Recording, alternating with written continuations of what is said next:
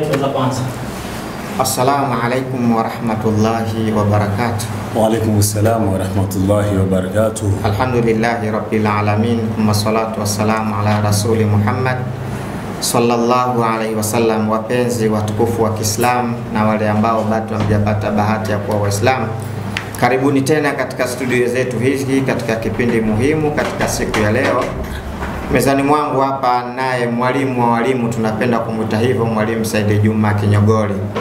Huyu bwana, historia yake ya hii mihadhara katika kazi ya Allah toka utotoni ameanza kuifanya hii kazi. Hata sisi wakati tunasikiliza hii mihadhara huwa tunapenda kusikiliza vile ambavyo walikuwa wanavisema.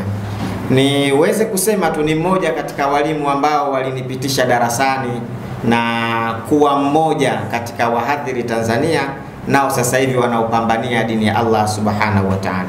Mwalimu Said Juma Kinyogoli, karibu sana katika studio zetu. Karibu sana, karibu sana. Shukrani.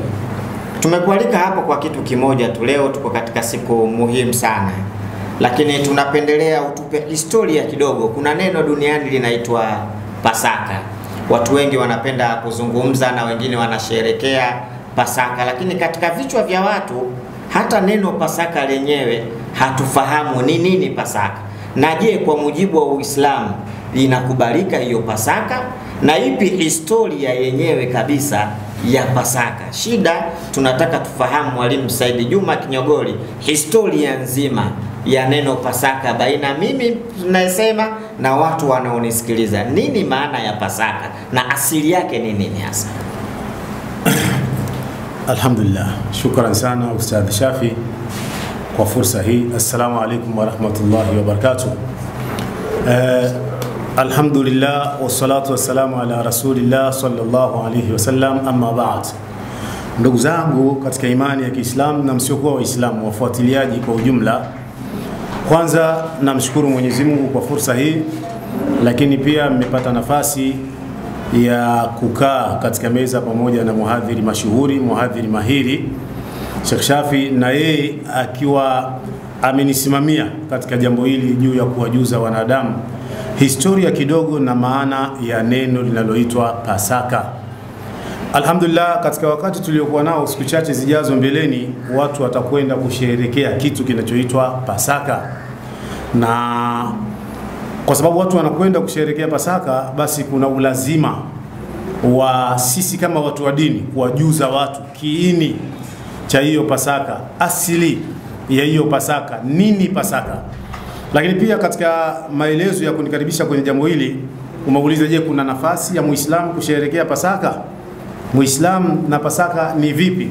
Na hili jambo linaweza likawashangaza watu wengi sana, mpaka wengine wanataharuki, Waislamu mbona wanazungumza Pasaka, wanataja Pasaka? Kiasili kabisa Pasaka ni sikukuu iliyoletwa kwa ajili ya Waislamu. Kiasili Pasaka ni sikukuu, walioamrishwa kusherehekea Pasaka walikuwa Waislamu. Lakini leo sisi Waislamu ndio tunasimama kutahadharisha umma juu ya kile duniani kinachoitwa Pasaka kwamba ni kitu kisichofaa. Mwalimu Said, unaposema kwamba Waislamu ni wazama za Mtume Muhammad au Waislamu wepi unawazungumza? Vizuri kabisa. Sasa wakati nakuja kutoa historia ndio nitakwenda kuwatambulisha hawa Waislamu. Lakini nilikuwa nataka niweke haya maangalizo, waliopewa nafasi ya kusherehekea Pasaka walikuwa ni Waislamu. Lakini leo sisi Waislamu ndio tunasimama kutahadharisha umma juu ya kusherehekea sikukuu inayoitwa Pasaka, kwamba Muislamu akisherehekea sikukuu inayoitwa Pasaka ni makosa. Kwa nini tunasema ni makosa? Na kwa nini waliosherehekea mwanzo walikuwa ni Waislamu na kwao iwe sawa na kiwe kitu kizuri? Hapa ndio tunataka watu watufuatilie. Unajua tumekosa nafasi muhimu kidogo ya kulipeleka hili jambo katika ile sura ya ukubwa wake, kwa sababu tofauti ambazo pengine tumeshazieleza katika matukio mengine. Ila hapa tunaweza kupata nafasi kama darasani, watu wakatusikiliza na wakatuelewa, na nina imani kutoka kwako kutakuwa kuna maswali yale ya kujenga kabisa, faida ambayo watu wanatakiwa kuipata huko walipo sasa hivi. Muislamu wa zama tulizokuwa nazo, kusherehekea Pasaka tunayotangaziwa duniani sasa hivi ni makosa. Kwa sababu Pasaka tunayotangaziwa duniani sasa hivi wanaoitangaza ni majirani zetu Wakristo. Wakristo hawa ni watu ambao Mungu amewasema kwamba wapo karibu kwa urafiki na Waislamu. la tajidanna ashadda aqrab mawadatan lilladhina amanu alladhina qalu inna nasara. Walio karibu kwa urafiki na Waislamu ni wale wanaosema sisi ni Wakristo. Kwa nini? Dhalika bi anna minhum kisisina wa ruhban, kwamba kuna makasisi na kuna marubani wale watawa. Watu huwa hawafanyi kibri, hawatakabari, wakijua haki wanaifuata. Na tuna imani kwa darasa hii tunaweza tukafanikiwa kuwaachanisha watu wengi siku chache zijazo na kusherehekea kitu kinachoitwa Pasaka, kwa sababu hatutaongea kwa vichwa vyetu mimi na wewe, tutaongea kutoka katika vitabu vitakatifu vya Mwenyezi Mungu, nini Mungu anasema, nini Mungu anataka. Kwa mujibu wa aya hiyo kwamba hakuna ugomvi baina ya Muislamu na Mkristo. Hakuna ugomvi baina ya Muislamu na Wakristo. Mungu amesema wapo karibu kwa urafiki. Hajasema ni marafiki 100%. Wakuwa pasili na nini sehemu nyingine Mungu amekataza. Lakini anasema wapo karibu kwa urafiki. Kwa nini? Kwa sababu tunashirikiana nao mambo mengi na nini. Na ndio maana unaona katika nchi yetu ya Tanzania hakuna siku mtu akae labda afikirie kutakuja kutokea vita ya kidini katika nchi hii. Kwa nini? Kwa sababu tunapata matukio yale ambayo yanafanya tupunguze jazba zetu katika masuala ya dini. Tunapata wakati wa Islam na Wakristo tunakaa tunazungumza, huyu anataja imani yake, hii imani yake. Lini itatokea vita ya kidini wakati watu mnapata nafasi ya kukaa na kuzungumza? Kwa hivyo Qurani sura ya 4 ya 157 hii sasa ndio inaleta tafsiri ya uharamu wa Waislamu katika zama hizi duniani kusherehekea Pasaka.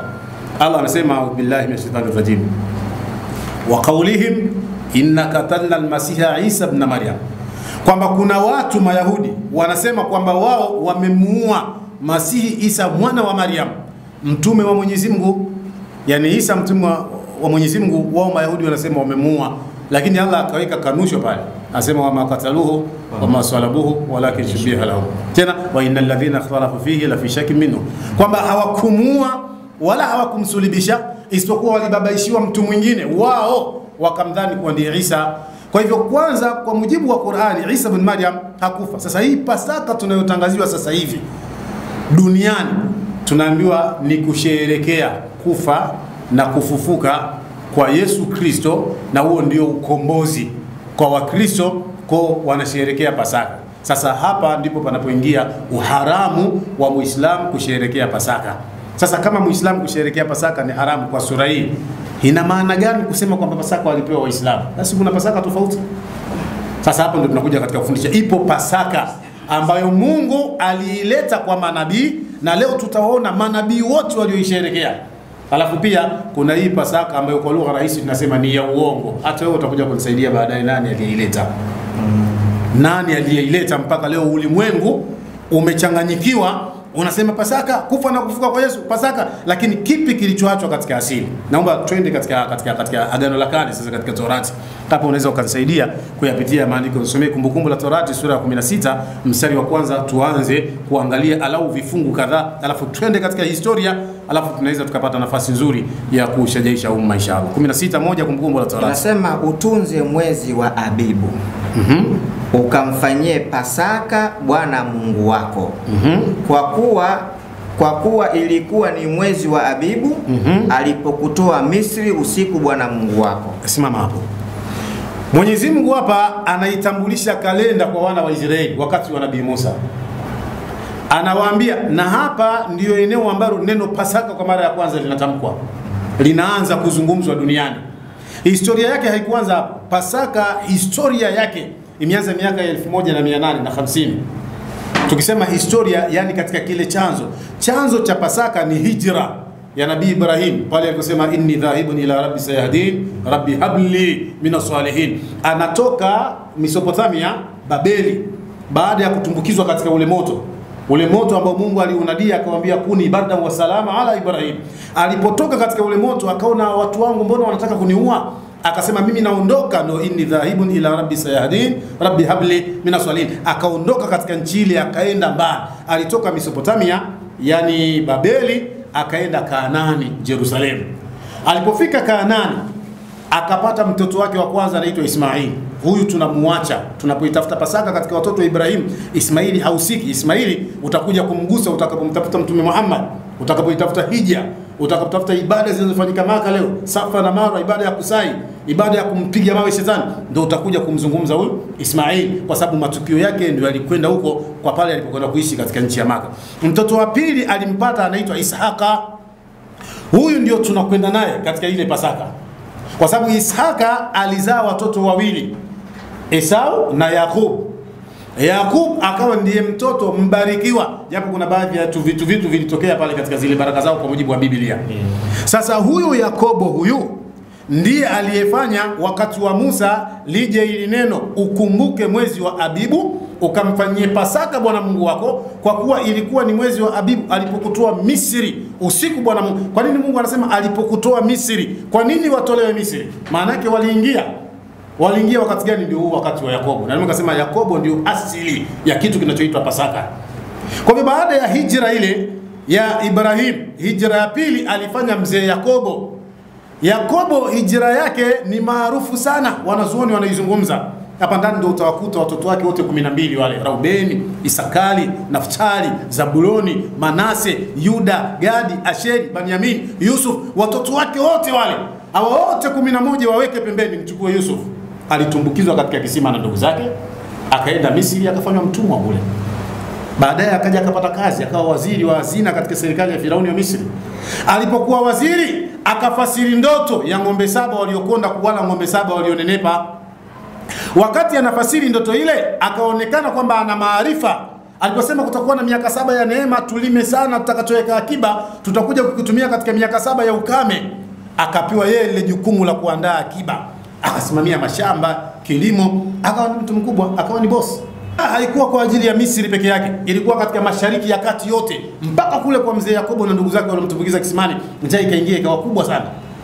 Walipokamatwa na njaa wale, watu wote wa ukanda ule wanajua chakula kinapatikana wapi?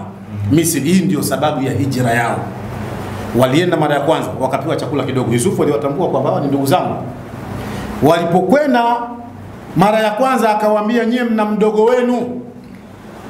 Mzee Yakobo alikuwa na wake 4: Lea, Raheli, Bilha na Zilpa. Sasa huyu Raheli ndio mke mdogo, alikuwa mrembo sana, mzuri, na huyu ndiye mama wa Yusuf na Benyamin. Hata Yusuf ni kijana mzuri sana, lakini mamake alitangulia kuwa mzuri sana. Mzee Yakobo alimpenda sana, lakini bahati mbaya Mungu alimfunga tumbo lake, akazaa watoto wawili wa mwisho kabisa. Sasa Yakobo akawapenda sana wale watoto, kule kuwapenda sana kwa sababu ni watoto waliozaliwa na mke aliyempenda sana, na watoto waliwapenda sana, pakasababisha chuki kwa wale ndugu wengine. Kwa nini ndugu zetu wanapendwa sana wa mama wa mwisho? Na ndio sababu akatumbukizwa kisimani, kumuondoa karibu na macho ya nani? Na macho ya baba yao. Sasa alipokuwa Misri akawatambua wa ndugu zangu. Walipokuja sasa baada ya kuwatambua, akawaambia, nyinyi mna ndugu yenu mwingine wa mwisho. Yusufu amepotea ndio, lakini mnaye mwingine Benyamin. Mkija tena nitawapa chakula baada ya kuja naye. Walipokwenda wakamwambia mzee wao, mzee hakuwa na namna kwa sababu ni njaa kali. Akamtoa Benyamin akampeleka kule. Walivyokwenda sasa wale, Yusufu akajitambulisha. Baada ya kujitambulisha, taarifa zikafika kwa mzee, ikabidi mzee Yakobo sasa akahama rasmi. Anatoka zake sasa kule Jerusalem, anakwenda Misri, anakwenda kwa mtoto wake Yusufu. Walipofika Misri, Yakobo na Yusufu, kwa sababu ya Yusufu, wakawa ni watu mashuhuri, watu watukufu. Unajua ile watu wanaoheshimiwa. Yule mfalme akafa, aliyewapokea na kuwaheshimisha. Alipokuja mfalme mwingine, akaanza kuona hawa ni wageni tu, kwa nini wanakuwa watukufu hivi? Akaanza kutengeneza mazingira ya kuwanyanyasa, kuwatesa. Wakaenda wale wafalme mpaka akaja mfalme mwingine baada ya miaka 400. Unajua walikaa katika mateso yale kwa miaka 430 mpaka hii 16:1 Kumbukumbu la Torati. Mungu anasema kwa kuwa ilikuwa ni mwezi wa Abibu alipokutoa Misri usiku Bwana Mungu wako. Hapa tayari washasota miaka 430, wanavunja mawe, wanalima mashamba ya vitunguu, wametaabika na kutaabika na kutaabika, hakuna mfano. Baada ya mateso yale sasa, miaka 400 ilipopita, ndo akaja mfalme. Mfalme huyu ni maarufu sana, tunamwita Firauni, Farao. Huyu sasa ndo akawatesa vibaya mno. Akawatesa vibaya mno. Katika nyumba yake huyu Firauni akalelewa Musa. Musa alivyolelewa akafanya pale utetezi wake. Akaua mtu, akakimbia, akaenda Lebanon. Ile kizazi cha kina Yusufu kishaondoka na kingine kimefuata, ni miaka 430. Kizazi kimeondoka, kizazi kimeondoka, imefika wakati wa Musa. Musa amekimbia katika nchi ya Misri, amekwenda Lebanon kwa Nabii Allah Shuaib. Akapewa mke, anaishi kule. Akiwa kule sasa ndo anapewa jukumu la kuja kufanya ukombozi ambao utakuja kuitwa Pasaka, kama ambavyo tutautazama. idhhabu ila firauna innahu tagha, nenda kwa Firauni aliyechupa mipaka. Anatoka kule anarudi kwa Firauni, sasa ndo anamwambia Firauni, hawa watu washateswa tangu wakati wa Nabii Yakub Yusuf, wanateseka katika nchi hii. Mungu anataka sasa warudi kule kule katika nchi yao ya wazee wao, kule kule alipotumbukizwa Yusuf kisimani. Wanatakiwa warudi kule sasa, waendelee kufanya ibada zao, kwa sababu Israeli ilikuwa ni taifa teule ambalo Mungu alikuwa analipa manabii na alichagua. Wanatakiwa warudi kule. Firauni akagoma, akasema hawa ndio wanafanya kazi katika nchi, tutawatoa hapa waende wapi? Ndio ile miujiza sasa, kaleta wachawi wanatupa kamba, Musa anatupa fimbo yake inageuka nyoka inameza. Yani mlolongo wa mambo ulikuwa mengi pale. Baada ya hapo Firauni anagoma, Mungu ndo akaleta yale mapigo 10 yale ambayo kwenye Biblia yameelezwa na katika Qur'ani yameelezwa. Pigo la kwanza Mungu alileta majipu. Watu wote katika nchi wana majipu, majipu yanatoka mwili mzima, mausaa yananuka, hakuna mfano. Pigo la pili Mungu akaleta chawa. Chawa wameingia katika mwili, wanadhoofisha na watu wanakufa, wanaharibikiwa. Mungu akaleta pigo la tatu vyura. Vyura wamejaa katika ardhi ya Misri, wameifunika Misri yote mpaka inafika mahala mchanga wa ardhi hauonekani. Pigo la tatu Mungu akaleta nzige, wakamaliza mazao yote, wamekula watu wanakufa na njaa. Pigo la tano Mungu akaleta tauni, ameua wanyama wote, wanyama wamekufa, hali ni mbaya. Pigo lingine Mungu akaleta damu, maji yote katika nchi ya Misri yakageuzwa kuwa damu. Alimradi mapigo yalikuja, lakini yote Firauni alibakia kuwa mbishi. Lengo nini ya mapigo? Anapigwa pigo moja, Firauni anauliza nani alileta ile pigo? Anambia ni Mungu ndo ameleta. Sababu nini? Anataka uwaruhusu watu wake warudi katika nchi ile, kinyume cha hivyo ili pigo litaendelea kuangamiza. Firauni anamwambia Musa, mwambie Mungu aondoe. Tushakubali, akiondoa tutawaruhusu. Likiondoka lile dhara au yale matatizo, Firauni anamuuliza, mfano labda amekuja chawa, anamuuliza Musa, ndio mara yako ya kwanza kuona chawa? Mbona ni vitu vya kawaida? Aragoma. Wakija vyura, mara yako ya mwanzo kuona vyura? Hawa ni kwamba walikuja kwa wingi na wameondoka kwa wingi. Kwa hiyo ni mara yako ya kwanza kuona majipu? Mbona ni maradhi siku nyingi hapa? Anagoma kwa kawa. Sasa kula kugoma kwake ndio yakaenda yale mpaka mapigo 9. Yalipomalizika 9, Mungu ndio akamwambia nalileta pigo la 10 sasa mwenyewe atakutoeni. Ndio hii Pasaka. Kwa hiyo Pasaka ni pigo la 10. Katika tafsiri wa Firauni pigo 9. Pigo la 10 ndio hili Pasaka. Pigo la 10 lilikuwa nini? Sasa hapa tunaweza tukapata nafasi ya kuangalia maandiko. Pigo la 10 Mungu anamwambia Musa, ukisoma katika 12:1 Kutoka, Mungu anamwambia Musa achukue mnyama, kondoo au mbuzi mwanamume mwenye umri wa mwaka mmoja, wamchukue siku ya kwanza, wakae naye katika nyumba yao mpaka siku ya 14. Ikifika siku ya 14 wamchinje yule mnyama magharibi jua likizama. Wakishamchinja, damu ya yule mnyama wakati wanamchinja isimwagike ardhini, waweke chombo, wanaichukua ile damu. Wakishaichukua ile damu, wakishachinja yule mnyama amemweka pembeni, ile damu wanapaka katika miimo miwili ya nyumba, yani kulia na kushoto, katika milango mikubwa na katika kizingiti cha juu cha nyumba, zile nyumba za wana wa Israeli. Wanafanya hivyo. Huyu mnyama sasa kinachoendelea kwake ni kitu gani? Mnyama huyu anachunwa, anaandaliwa vizuri. Huyu mnyama anatakiwa Saidi wasione kwamba labda maneno tu natoa. Hii ni 12:1 hii. 12:1. Bwana akanena na Musa na Haruni katika nchi ya Misri, akawaambia, mwezi huu utakuwa mwanzo wa miezi kwenu, utakuwa ni mwezi wa kwanza wa mwaka kwenu. Semeni na mkutano wote wa Israeli mkamwambie, siku ya 10 ya mwezi huu kila mtu atatoa mwanakondoo kwa hesabu ya nyumba ya baba zao, mwanakondoo kwa watu wa nyumba moja, na ikiwa watu wa nyumba ni wachache kwa mwanakondoo, basi yeye na jirani yake ndiye karibu na nyumba yake na watoe mwanakondoo mmoja kwa kadiri ya hesabu ya watu, kwa kadiri ya ulaji wa kila mtu, ndivyo mtakavyofanya hesabu yenu kwa yule mwanakondoo. Mwanakondoo wenu atakuwa hana ila mume wa mwaka mmoja, mtamtoa katika kondoo au katika mbuzi. Simama hapo kidogo, hapo tutaendelea. Umeona, anatakiwa kondoo mwanamume wa mwaka mmoja au mbuzi, kondoo au mbuzi, tena asiwe na kilema cha aina yoyote. Wanamchukua sasa. Huyu mnyama huyu ndio yanatajwa maandalizi yake, namna ambavyo anatakiwa kuandaliwa. Ukiendelea na hayo maandiko hapo, Mungu anasema watamchoma. Hatakiwi kuchemshwa, hatakiwi kuliwa mbichi, anachomwa. Baada ya kuchomwa sasa, utaratibu unaendelea.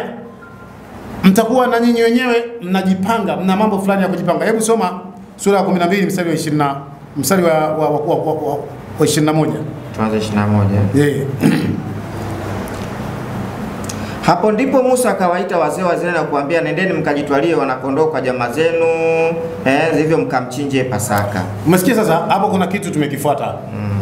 Nendeni mkajitwalie wanakondoo kwa kabila zenu, mkamchinje Pasaka. Umeona jina la huyu mnyama huyu? Huyu mnyama sasa ndio anaitwa Pasaka. Kwa hivyo kwa tafsiri ya kwanza nilipokuambia kuna Pasaka ya Waislamu, Pasaka ya Waislamu ni mnyama, kondoo au mbuzi, mwanamume mwenye umri wa mwaka mmoja, aliyeamrishwa kufanya Pasaka hiyo ni nabii wa Mungu, Muislamu, Nabii Allah Musa alayhi salatu wasalam. Kwa Pasaka yenyewe ni mnyama, mnyama anaeliwa. Ukisikia kitu kinaitwa Pasaka ni mnyama, mnyama ambaye analiwa, tena anachinjwa. Musa anasema mkamchinje Pasaka. Sasa akaweka utaratibu pale kwamba mnamla vipi, mnavaaje wakati wa kumla, mnatakiwa mleje, yani jinsi mtakavyomla. Sio, umeelewa vizuri? Mnamlaje. Sura ya 12 katika kitabu cha Kutoka, anzia aya ya 42. Labda tuanzie hapo. Ilikuwa mwisho wa miaka hiyo 430, ilikuwa siku ile ile ya kwamba majeshi yote ya Bwana yalitoka nchi ya Misri. Ni usiku wa kuangaliwa sana mbele za Bwana. Kwa sababu ya kuwatoa katika nchi ya Misri, huu ndio usiku wa Bwana ambao wapaswa kuangaliwa sana na wana wa Israeli wote katika vizazi vyao. Sawa sawa. Twende taratibu. Anasema ni usiku wa kuangaliwa sana kwa sababu katika usiku huu kuna jambo. Umeona hii amri inakuja, Mungu anawaambia wakiwa katika nchi ya Misri. Ndio. Nilikwambia pale na maandiko yameonyesha damu inawekwa hivi na hivi. Ile damu inakuwa ni alama kwa sababu linaloletwa ni pigo la 10. Sasa kwa damu ile kuwekwa katika vizingiti viwili na miimo ya nyumba, malaika wanakuja kutoa adhabu ya pigo la 10. Pigo la 10 ni pigo gani? Katika nchi ya Misri anauliwa kila mzaliwa wa kwanza. Si umeelewa vizuri? Yaani mfanye nyumba hii kuna mtoto wa kwanza anakufa. Kama babake naye pia ni mzaliwa wa kwanza, kwa babake anakufa. Yaani mfano kama hivi katika Dar es Salaam yetu hii. Unaamka asubuhi mnasikia pale watu wanalia msiba, wote nyinyi mnakwenda pale kuwapa pole. Lakini sasa mfano siku mmeamka asubuhi, hapa nyinyi mnalia msiba, mnasubiri watu waje wakupeni pole. Mnaona kimya, mnatoka nyumba ya pili unakuta watu wanalia, nyumba ya tatu watu wanalia. Matokeo yako unakuja kugundua kwamba Dar es Salaam nzima hii yote, kila nyumba kuna msiba. Maana yake mshtuko ni mkubwa sana. Sasa kumbe Mungu alileta pigo hili akijua kwamba Firauni atakubali tu. Na kweli kwa sababu vifo sasa ishakuwa ni hatari. Firauni akakubali, akawaruhusu wana wa Israeli. Na ndio maana unaona ni usiku wa kukumbukwa sana. Kwa sababu baada ya miaka 400 ya mateso, huu ndio usiku ambao wameondoka. Lakini kumbukumbu ya kuondolewa kwao, kumbukumbu ya wao kunusurika na mateso haya, ni mnyama ndiye aliyetumika. Kwa hivyo huyu mnyama amepata kumbukumbu ya kipekee. Amepata kumbukumbu ya kipekee. Kwa tunazungumza Pasaka ni mnyama, lakini mnyama ambaye ameandaliwa kwa ajili ya kutengeneza uhuru wa wana wa Israeli. Kwa hivyo wana wa Israeli wao wanaruhusiwa kusherehekea Pasaka kwa sababu Pasaka kwao ni sikukuu ya ukombozi, ni sikukuu ya uhuru. Baada ya mateso ya miaka mingi katika nchi ya Misri, pale walipokombolewa ndio wakasherehekea Pasaka. Na ndio maana unaweza ukaangalia hata sheria aliweka pale Mungu namna ya kumla, wao wamefungwa viuno vyao. Hebu endelea katika mstari wa 43. Musa na Haruni, amri ya Pasaka ni hii. Mungu anamwambia Musa na Haruni, amri ya Pasaka ni hii. Sasa nataka watu wote wasikilize amri ya Pasaka. Hii ndio amri ya Pasaka. Kwanza mtu mgeni asimle. Mtu mgeni asimle. Hapo hapo. Katika mtu mgeni asimle. Akisema mtu mgeni anakusudia nini? Hebu nenda katika Yohana sura ya 6 mstari wa 4 kwa haraka haraka. Na Pasaka sikukuu ya Wayahudi. Yohana 6:4. Yohana 6 mstari wa 4. Yohana sura ya 6 mstari wa 4 na inasema hivi. Na Pasaka, naam, sikukuu ya Wayahudi ilikuwa karibu. Imetosha. Tunarudi kule. Anasema na Pasaka, sikukuu ya Wayahudi ilikuwa karibu. Maana yake Pasaka ni sikukuu kwa ajili ya Wayahudi. Wao ndio waliokuwa wamekaa utumwani. Hawezi kuisherehekea mtu mwingine. Mfano leo tarehe 9 mwezi wa 12, 9 Disemba. 9 Disemba ni kwa ajili ya Watanzania, Watanganyika, wa Tanzania ndio tunasherehekea siku ya uhuru katika taifa letu. Wa Kenya nao wataka kusherehekea 9 Disemba. Waganda nao wataka kusherehekea 9 Disemba. Inawahusu nini wao? Lakini wao pia wana sherehe zao, tarehe zao za uhuru wao. Watasherehekea wao. Sisi hata mapumziko siku hizo hatukai. Tunaenda kazini, maisha yanaendelea. Havituhusu hivyo. Je, sasa kama mfano wewe ndo uko 9 Desemba alafu Mkenya amekuja hapa Tanzania kwa ajili ya kutembeza akakutana na hiyo sikukuu. Mkenya akija Tanzania akikutana na hiyo sikukuu, atuambie jina la sikukuu. Linaitwaje? Linaitwaje? Ni sikukuu ya uhuru wa Tanzania. Hajitazame. Ndio hivi. Kama ni Mtanzania, hasherekee. Lakini kama yeye ni Mkenya, jina la sikukuu lenyewe linamtaka akae pembeni. Akae pembeni. Ndio hapo anakuambia mtu mgeni asimle. Yaani mtu mgeni, hata ukisikia mgeni maana yake katoka sehemu nyingine kaenda pale. Ndio hilo swali lako. Yupo pale pale Israeli. Lakini yeye sio Muisraeli, ni mgeni. Mungu kashasema asimle. Sasa angalia watu, sio Israeli wanakuja kula huku Tanzania kabisa. Sasa hapo tunakwenda wapi? Nini tunasoma vitabu gani? Pasaka hatakiwi kuliwa na asiyekuwa Muisraeli. Mungu anasema mtu mgeni asimle. Hata kama upo ndani ya Israeli, muda wa kuwa ni mgeni, Mungu kakataza asimle. Endelea. Lakini mtumishi wa mtu ambaye awaye yote aliyenunuliwa kwa fedha ukisha kumtahiri ndipo hapo atamla Pasaka. Sasa hapa kuna kitu kikubwa sana katika kufafanua. Wengine wanaweza wasielewe vizuri. Mtumishi wa mtu awaye yote uliyemnunua kwa fedha. Unajua zama hizo kulikuwa kuna utumwa. Ndio. Sasa mtumishi sio yule wa kumwajiri. Yaani uliyemwajiri mwisho wa mwezi unamlipa hali Pasaka. Ukisikia uliyemnunua kwa fedha, huyu ni mtoto wako, sasa ni wa kwako. Utamuozesha wewe, ukitaka wewe ndio utaenda kumuuza sehemu nyingine kizama za utumwa. Kwa hiyo ni mali yako. Lakini pamoja na kuwa ni mali yako, mataifa mengine hayakuwa na kanuni za kutahiriwa. Sasa kashakuja kwako, sawa ni mali yako, unamiliki kila kitu. Lakini kama kuna baadhi ya vitu ambavyo ni mila kwa Wayahudi, haujamfanyia, bado hana nafasi ya kula Pasaka. Ili yale sharti umtahiri. Yaani maana yake ushamuingiza katika ile miliki yako, ushamfananisha na baadhi ya mambo muhimu ya Wayahudi. Ukisha kumtahiri, ndipo hapo atamla Pasaka. Akae kwenu hali ya ugeni na mtumishi aliyeajiriwa wasimle Pasaka. Si Mungu ameweka wazi. Kwa hivyo mgeni yoyote anayekaa kwenu huko Israeli, Jerusalem, anakaa kwenu lakini anakaa katika ugeni au ameajiriwa, mwisho wa mwezi unamlipa mshahara, huyo hakuna Pasaka. Haruhusiwi kula Pasaka. Na aliwe ndani ya nyumba moja tu. Tena Pasaka yenyewe basi. Alafu ukisikia Pasaka aliwe. Maana yake Pasaka ni yule mnyama anayeliwa, ndio Pasaka mwenyewe. Na ndio maana anasema Pasaka aliwe ndani ya nyumba moja. Ina maana nini? Ile Pasaka yule mnyama akishachinjwa tayari, ile damu imewekwa, yule mnyama haruhusiwi nyama yake kutoka ndani ya ile nyumba. Yaani hakuna kuchukua kibakuli kidogo kumpelekea jirani kama leo wenzetu wanavyofanya vya suza vya nguruwe wanavyotembezeana katika manyumba za majirani. Hakuna kitu cha namna hiyo.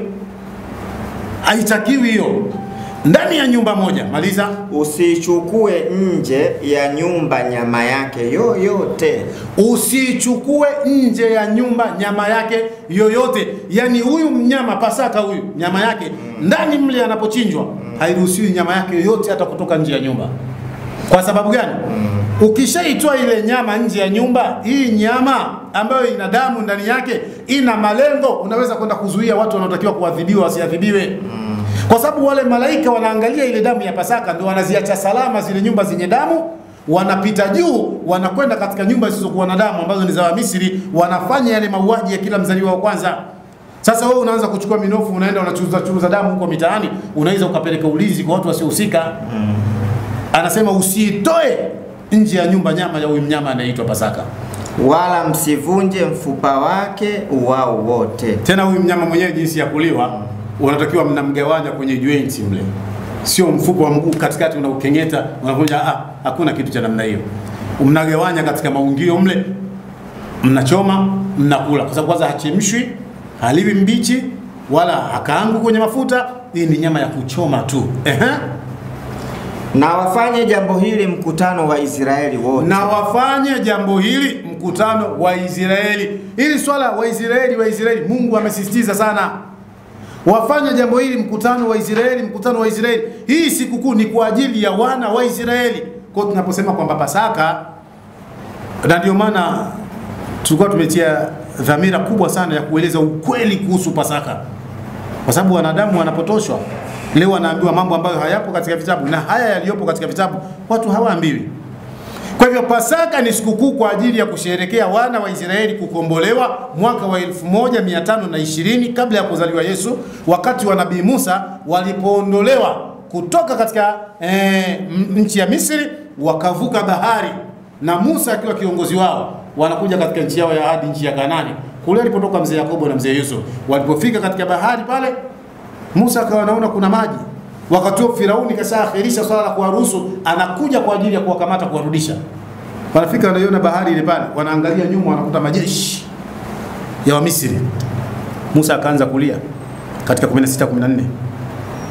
Kutoka analia, wana wa Israeli wanamlaumu, mbona umetuleta tunakuja kufa jangwani?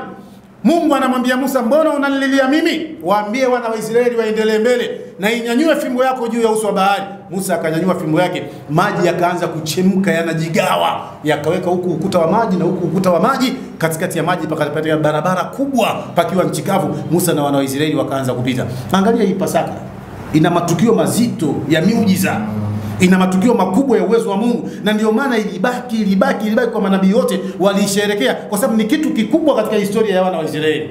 Moja katika maajabu kwamba hata namna ya ulaji wa ile Pasaka kwa mujibu wa 12:8 watakula nyama yake usiku ule usiku mmoja tu inatakiwa ilivyo.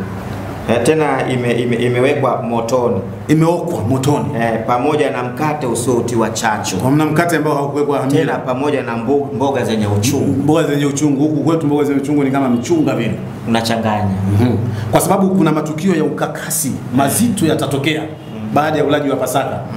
Kwa hivi vyote ni kama maandalizi, mkate usiochachwa, umeshapambana, mboga zenye uchungu. Hata wao wenyewe sio kile kivulegeo. Endelea hapo, utaona kitu. Msiile mbichi. Marufuku kula mbichi, wala kutokoswa majini, wala isichemshwe na maji, bali imewekwa motoni. Kichwa chake pamoja na miguu yake, ndiyo, na nyama zake za ndani. Wala msibakishe kitu chake chochote hata asubuhi. Yani ni kama mashindano ya kula nyama na zile mboga chungu usiku kucha. Unakula huyu kakamata mdomoni, huyu unakula mpaka kuna kucha. Kukisha kucha sasa, kuna vitu pengine mnaweza mkao mmeshindwa, vimebakia, mmeshindwa kuvila kwenye ile nyumba nyote.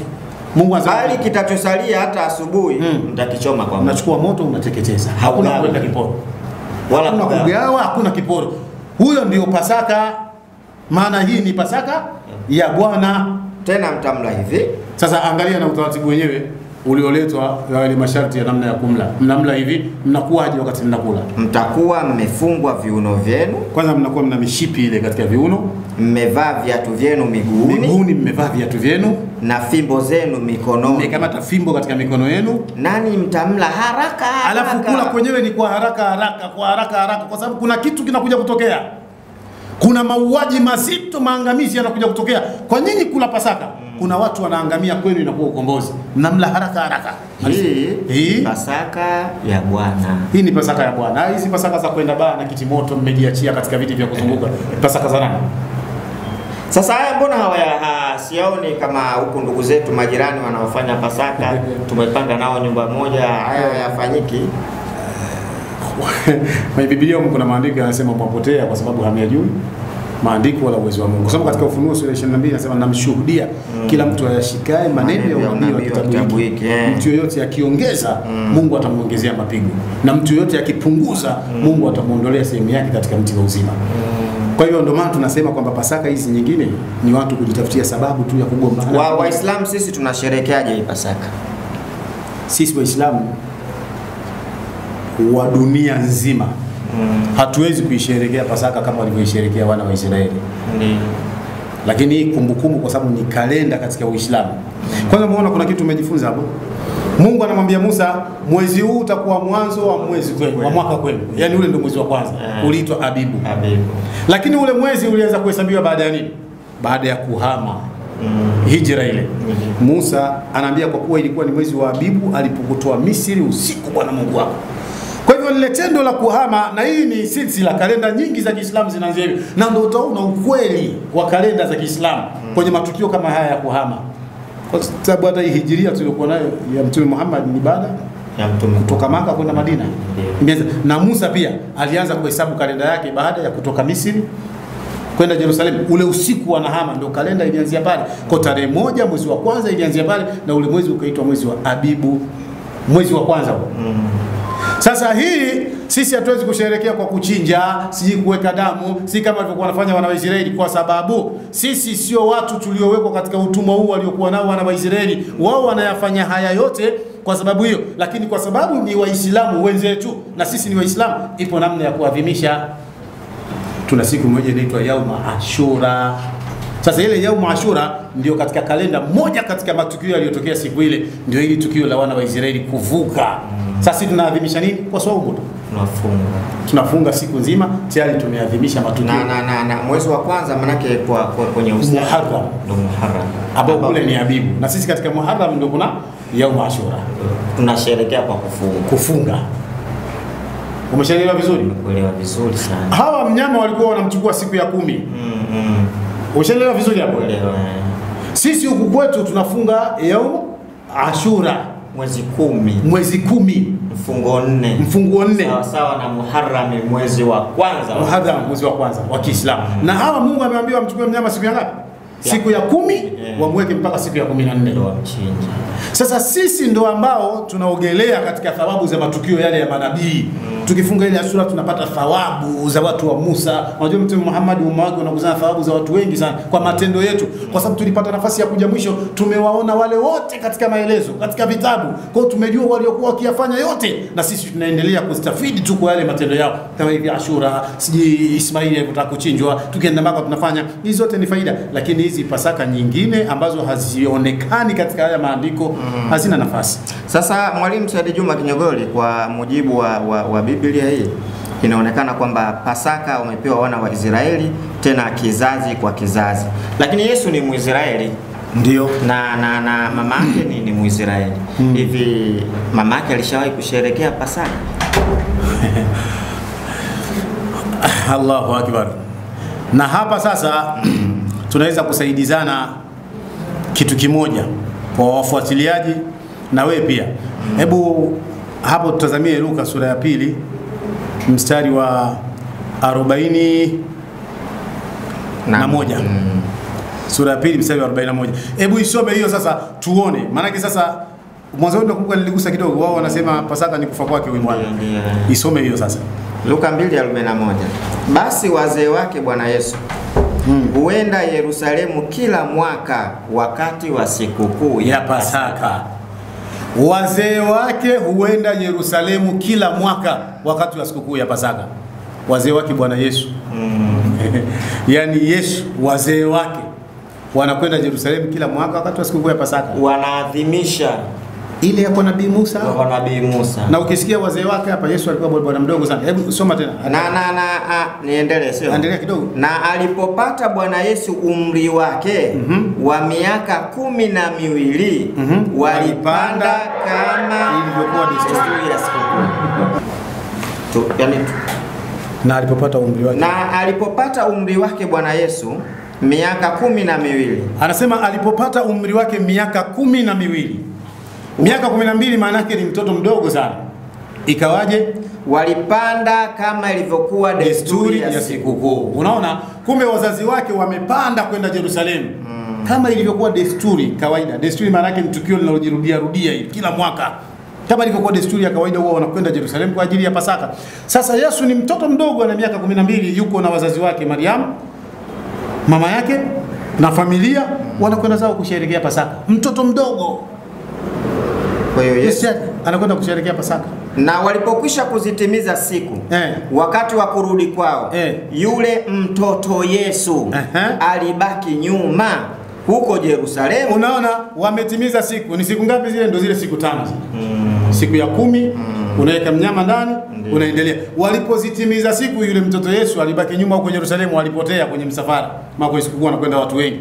Mtoto Yesu amekwenda kusherehekea Pasaka na wazazi wake. Na Yesu mwenyewe kama nabii alilazimika kusherehekea akiwa mzima, yupo hai, anaendesha maisha yake, anaishi duniani, naye pia alilazimika kusherehekea Pasaka. Hebu tutazame hapo katika Mathayo 26, Mathayo 26 aya 17. Hata siku ya kwanza ya mikate isiyotiwa chachu, wanafunzi wake wakamwendea Yesu wakamwambia, ni wapi utakapo tukuandalie uile Pasaka? Huyu ni Yesu. Sasa imefika siku ya kwanza ya mikate isiyotiwa chachu, ndio ile mikate ile aliyosema katika Torati kule, mikate mboga za uchungu, mikate isiyotiwa chachu, yani isiyoumuliwa ile. Sasa imefika siku ambayo mikate isiyotiwa chachu, ndio maandalizi ya Pasaka yashaanza. Wanafunzi wanamfuata Bwana Yesu, wanamwambia, wapi unataka tukuandalie Pasaka ukaile? Sasa hapa ukija sasa kwenye ile maelezo kwamba Pasaka hizi za kwetu hizi tunazotambiwa huko kwamba ni kufa na kufuka kwa Yesu. Sisi kwenye Uislamu kuna kitu kinaitwa hitima. Mtu akifa baadaye anasulubiwa hitima. Sasa huyu Yesu yupo hai, anakula Pasaka. Ina maana alikula hitima yake kabla ya kufa. Alijitangulizia tu. Yesu akawaambia, nendeni mjini kwa mtu fulani mkamwambie, mwalimu asema, majira yangu ni karibu kwako, nitafanya Pasaka pamoja na wanafunzi wangu. Anaagiza, nendeni kwenye nyumba fulani, nitakaa hizo siku 5 zote hapo nikifanya Pasaka na wanafunzi wangu. Ndio. Muda ukafika. Basi ilipokuwa jioni, aliketi chakulani pamoja na wale 12. Jioni Yesu kakaa na wanafunzi wake 12. Sasa jioni ndio ile mashindano ya kula nyama yameanza, muda wa kula ile sasa. Amekaa anataka kula zile nyama za Pasaka pamoja na wanafunzi wake 12, wanafunzi 12. Akawaambiaje? Yesu anasema akawaambia, nimetamani sana kuila Pasaka hii pamoja na nyinyi. Anasema nimetamani sana kuila Pasaka hii pamoja na nyinyi kabla ya kuteswa kwangu. Ina maana wale wanaosema kwamba aliteswa akaja akafa, kufa na kufufuka ndio Pasaka. Sasa Yesu anasema nimetamani kuila Pasaka hii pamoja nanyi kabla ya yote. Na neno nimetamani sio kwamba anatamani au atatamani. Yani kama kile kitendo unafanya imemfurahisha sana. Wale ndio wamekaa wanakula ile Pasaka. Sasa mimi nataka nikuulize swali pia sasa. Huyu Yesu hapa mzima anasema mwenyewe hajateswa wala hajakamatwa, anakula Pasaka. Unaweza ukanisaidia kuniulizia kwa jamaa zetu. Huyu Yesu hii Pasaka aliyokula, kama Pasaka ni kuteswa na kufa kwa Yesu, hii Pasaka aliyokula Yesu, alikufa nani, alifufuka nani? Swali gumu, na mimi nalipeleka moja kwa moja kwa wasikilizaji wetu. Kama Pasaka ni kufa na kufufuka kwa Bwana Yesu, hii Pasaka aliyokula Yesu, alikufa nani? Na alifufuka nani? Na sisi Waislamu wamejitosheleza. Kumbe wao Waislamu tunakula Pasaka yetu, tunasherehekea Pasaka yetu kwa kuwaunga mkono wana wa Israeli. Ile siku ya 10 ile sisi tunafunga Ashura miaka yote. Swali lingine hapa. Tumesoma kule katika sheria za Pasaka. Mungu anasema amri ya Pasaka. Umeona kuna sehemu Mungu kaambia watu wajipake majivu? Na hili nalo sijapata kuona, maana kuna kipindi unakuta watu wamejipiga majivu ndio tunasema haya, ndio maana tumesema haram kwa Waislamu. Ni vitu ambavyo havitoki katika vitabu. Tumeangalia hapo, hatujaona majivu. Tumeangalia hapo, hatujaona matawi ya mitende. Tumeangalia hapo, hatujaona ule uongo wa kufunga siku 40. Kwa sababu watu wanafunga, wakishajipaka majivu wanasema wanafunga siku 40. Sasa Pasaka ni siku 5 tu. Hivi vitu vyote havipo. Ndio tunachokisoma hiki ni Biblia jamani. Ni Biblia. Hii ni Biblia. King James Version ni Biblia hii. Tena hii ni fasiri ambayo wanasoma ya mwaka 1952 ya Kiswahili. Ile fasiri ya Mkunazini Zanzibar pale. Ni Biblia. Imetoka katika King James Version ya Kiingereza. Hii ambayo ndio inatumiwa na Protestanti wote katika nchi yetu ya Tanzania. Na East Africa pia wanaotumia Kiswahili wanatumia hii. Na ndio yenye mambo yote haya. Sasa haya mambo mengine yanatokea wapi sasa? Basi kama watapata nafasi, mimi nadhani kwa upande wangu nimehitimisha hapo kwa maswali hayo machache. Yesu alikufa nani, alifufuka nani? Tumeona hapo kote majivu, hatujaona majivu amepata wapi. Lakini pia tumeona kwamba mtu mgeni asimle. Kwa nini wao sio wana wa Israeli wanakula? Ina maana ndio wanawapenda sana wana wa Israeli au wao ni wapambe? Wapambe. yani lile jambo la watu, lakini na wewe hata na mimi lazima niwe nalo. Hapana, sio hivyo. Na Biblia inasema hivyo ndivyo mtakavyomla Pasaka. Kwa hiyo Pasaka kumbe sharti afanyeje? Aliwe. Sasa kama Yesu mnasema alikufa na kufuka, ili awe Pasaka sharti afanyeje sasa? Aliwe. Kama vile kwa analiwa ile kondoo na mbuzi kule kwa kina Musa. Sasa Yesu aliliwa na nani? Asante sana. Basi mimi nashukuru. Ndugu zangu, tulikuwa naye Mwalimu Said Juma Kinyogoli katika kipindi chetu kizuri kabisa, ufahamu kweli kuhusu Pasaka. Kumbe Waislamu wanasherehekea Pasaka kwa kufunga saumu Ashura mwezi 10. Lakini ndugu zangu watukufu wa Kiislamu, mimi ni Shafii Shomari Pango, niko na ndugu yangu Said Juma Kinyogoli. Tuna maombi kwenu Waislamu kwamba tumedhamiria sasa sisi kuifanya kazi ya Mungu ukweli wa kuifanya, lakini ni watu ambao Mungu katupa uwezo wa kuzungumza na Mungu katupa maneno. Tunachokuomba wewe ndugu zangu Muislamu ni sapota yako katika kutusaidia, mfano vyombo vya kutangazia dini ya Mungu, makamera haya yanahitajika, malaptop haya yanahitajika, kila kitu kinahitajika, majenereta yanahitajika, maspika yanahitajika. Basi tupambane kwa pamoja, tuipeleke dini ya Allah subhanahu wa ta'ala mbele. Wama tuqaddimu li anfusikum min khairi tajiduhu inda Allah. Namba zetu zitapita chini hapo. Basi tunaomba chochote ulichokuwa nacho wasiliana na sisi ili kutuwezesha kwa haraka kwa wale wavivu labda kuona inapoandikwa ya kwangu mimi kwa Tanzania wanafanya jumlisha 255 757 13 61 61, ile jumlisha 255 757 13 61 61. Hii ni Voda. Ni Vodacom. Basi nadhani na mimi wapi ya Tigo. Ya Tigo ni +255 716 74 74.